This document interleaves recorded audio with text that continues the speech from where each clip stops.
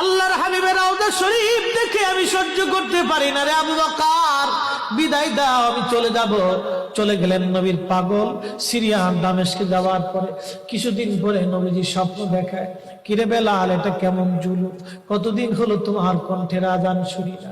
বেলাল রে, তোর কি মন চায় না আমি নবীর জিয়ারতে আসতে?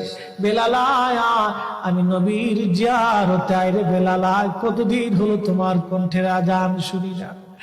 স্বপ্ন যখন নবীজি দেখাইছে, এ মুসলমান, হযরতে বেলাল সুদূর সিরিয়ার দামেস্ক থেকে পাগলের মতো দৌড়াইলেন, পাগলের মতো ছুটে আসলেন। যখন মদিনাতে আসলেন তখন তাহাজ্জুদের সময় চলতেছিল। তাহাজ্জুদের সময় চলার সময় হযরত বেলাল রাদিয়াল্লাহু আনহু কাঠের জালি দিয়ে তখন রওজা শরীফ ঘিরে রাখা ছিল। ওই জালির পাশে বসে বসে জালির সঙ্গে মাথা ঠেকাইয়া নবীর পাগল বসে বসে গুনগুন গুনগুন করে কাঁদে আর বলে, হুজুর, আপনি আসতে বলেছিলেন, গোলাম এসে হাজির হয়েছে। নবী গো, আজান দিতে বলেছেন, আমি আজান দিলে আপনি আগে নামাজ আসতেন, এখন আজান দিলে কি নবী আপনি নামাজে আসবেন? হুজুর, এখন আজান দিলে কি আপনি নবী নামাজে আসবেন? নতুন মুয়াজ্জিন আসছে আজান দেওয়ার জন্য, এসে দেখে নবীর মুয়াজ্জিন বেলাল কাঁদে। ডাক দেখে মদিনাবাসী, শুনছো, নবীর মুয়াজ্জিন ফিরে এসেছে, বেলাল আসছে, বেলাল ফিরে আসছে। এই কথা শোনার পরে সব সাহাবী ঘর থেকে বের হয়ে দৌড়ায় এসে দেখে বেলাল কাঁদে। সাহাবীরা বলে, বেলাল আজান দাও, কতদিন হলো তোমার কণ্ঠের আজান শুনি না। বেলাল আজান দাও, কতদিন হলো আজান শুনি না রে বেলাল। বেলাল বলে, সাহাবীরা রে, আমি আজান দিলে কি নবী নামাজ আসবে বলো? সালমান ফারসি রাদিয়াল্লাহু আনহু ডাক দেখে, সাহাবীরা, আমাদের কথায় বেলাল আজান দিবে না, তোমরা যাও দেখো হাসান আর হুসাইন দুইজন ঘরের মধ্যে আসেন। ইমাম হাসান হুসাইন রাদিয়াল্লাহু আনহুমা যদি বলে তাহলে বেলাল অবশ্যই আজান দিবে। সালমান ফারসির পরামর্শে সাহাবীরা দৌড়ায় গেলেন। বর্তমান 7 নম্বর গেট বাবু সালাম বরাবর একটা মসজিদ আছে, মসজিদে আলী, এটাই ছিল হযরত ফাতেমা রাদিয়াল্লাহু আনহার বাড়ি। এই বাড়িতে দৌড়ে যাওয়ার পরে ইমাম হাসান হুসাইন রাদিয়াল্লাহু আনহুমা দুইজনকে নিয়ে আসা হলো। দুইজনকে নিয়ে আসার পরে হযরত ইমাম হাসানকে দেখতে আমার নবীর মতো দেখা যাইতো, চেহারাটা রাসূল করিমের চেহারার মতো ছিল। নাতি দৌহিত্র নানার চেহারা পেয়েছিলেন, ইমাম হুসাইনও নানার সুরত পেয়েছিলেন। দুই ভাই নানার সুরত পেয়েছিলেন। হযরতে বেলাল রওজা শরীফ থেকে উঠে হযরতে হাসানের বুকের মধ্যে মাথা ঠেকায় কাঁদতেছে, ইমাম হুসাইনের বুকের মধ্যে মাথা ঠেকায় কাঁদে। হযরতে ইমাম হাসান ডাক ডাকা, নানার মুয়াজ্জিন, কতদিন হলো তোমার কণ্ঠে আজান শুনি না, যেই কণ্ঠ দিয়া নানার আজান শুনাইতা, যাও গো ওই কণ্ঠ দিয়ে আমাদেরকেও আজান শোনাইয়া যাও। যখন হযরতে বেলাল ইমাম হাসান এই কথা বললেন, হযরতে বেলাল দৌড়ায় গেলেন। যেই বনু নাজ্জার গোত্রের মহিলা সাহাবীর ছাদের উপরে দাঁড়ায় বেলাল আজান দিত। আবু দাউদের 519 নম্বর হাদিসের মধ্যে আসছে, প্রত্যেক ফজরের নামাজের সুবহ সাদিকের আগে বেলাল দাঁড়াইতেন। দাঁড়ায় আজানের আগে বলতেন, আল্লাহুম্মা ইন্নী আহমাদুকা ওয়া নাস্তাঈনুকা আলা কুরাইশিন ইউকিমু দীনাক। প্রত্যেক ফজরের আজানের আগে এই দোয়াটা পড়ে বেলাল আজান শুরু করতেন। হযরত বেলাল রাদিয়াল্লাহু আনহু আজকে তাহাজ্জুদের আজান দিতে গেছে। আজান দিতে যাওয়ার পরে হযরত বেলাল যখন আজান দিলেন, আল্লাহু আকবার, আল্লাহু আকবার, আজানের মধুর ধ্বনি সারা মদিনার রন্ডে রন্ডে ছড়িয়ে গেল। মদিনার ঘর থেকে সব সাহাবী বের হয়ে দৌড় মারছে। আবার যখন বলেন আল্লাহু আকবার, আল্লাহু আকবার, সব সাহাবী, মহিলা, বৃদ্ধ, বনিতা ঘর থেকে বের হয়ে দৌড় মারছে। যখন বলল আশহাদু আল্লা ইলাহা ইল্লাল্লাহ, মদিনার ঘর থেকে সব মহিলারা ঘর থেকে বের হয়ে দৌড় মারছে রে, আর কান্না করে, নবী বুঝি ফিরে আসছে রে।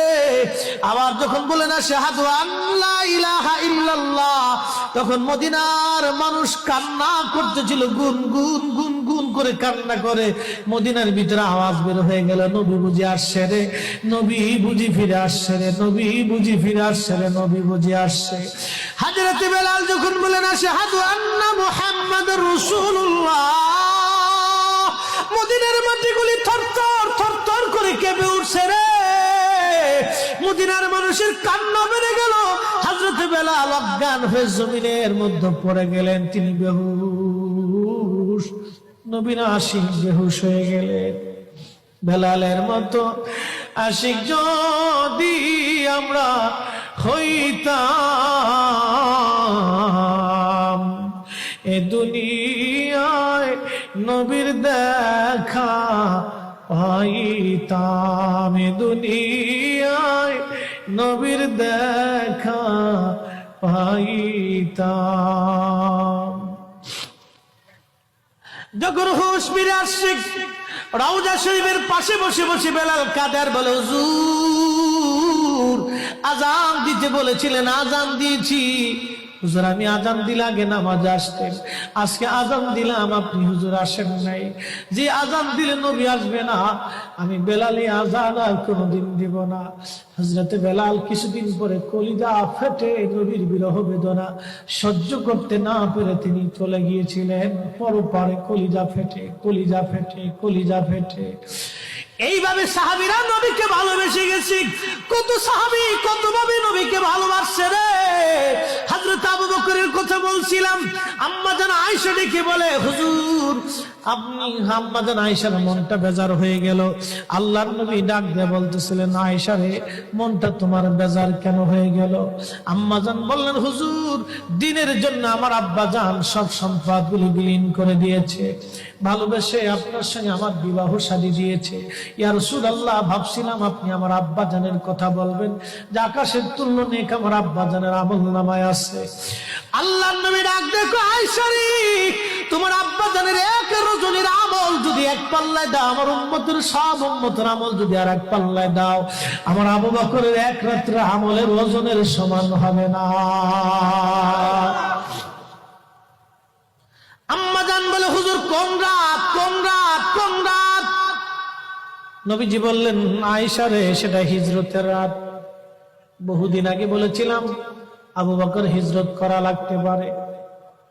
এই কথার জন্য হিজরতের রজনীতে আমি হযরত আলীকে ঘরের মধ্যে রেখে আমি যখন চলে আসলাম, হযরত আবু বকরের ঘরের দরজায় ছোট্ট করে টুকা দিয়ে বললাম, আবু বকর দরজা খোলো।